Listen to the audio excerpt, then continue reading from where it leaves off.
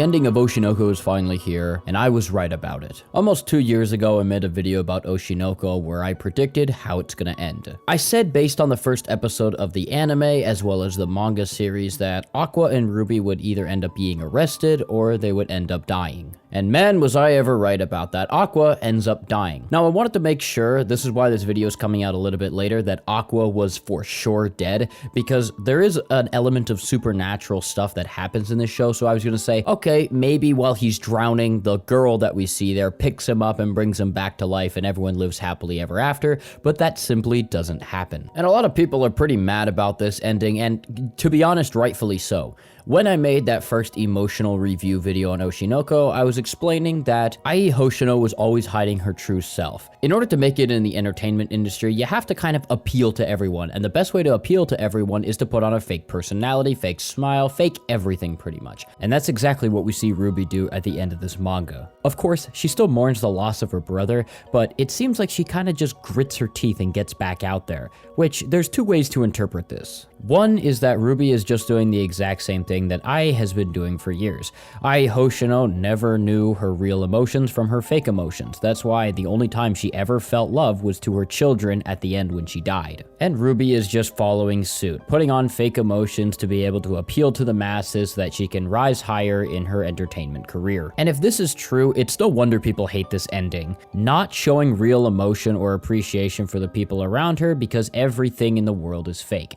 Living like that actually got Ai Hoshino killed, so if Ruby's doing the same thing, well, it's just self-destructive behavior. But there's also another interpretation we can take from this ending, and that is, that's just life.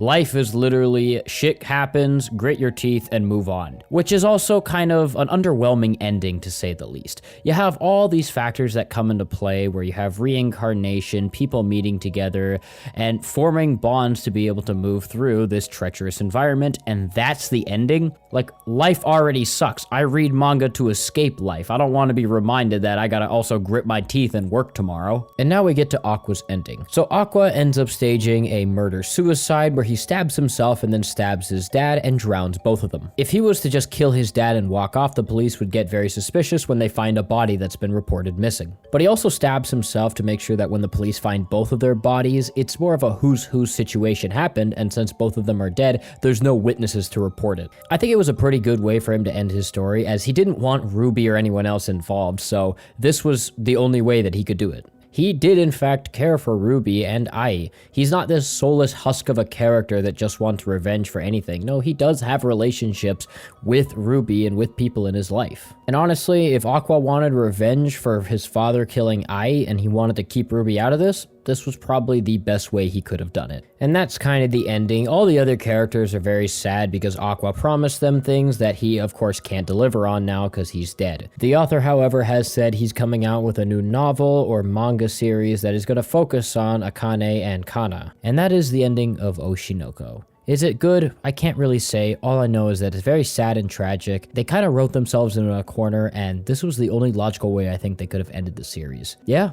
That's Oshinoko. I'm probably going to do a full video where I take everything that there is in the manga and explain it, but for now, this is just going to be a video on the ending. Thank you all so much for watching. Hope you guys did enjoy, and I will see you all in another video or live stream. Goodbye.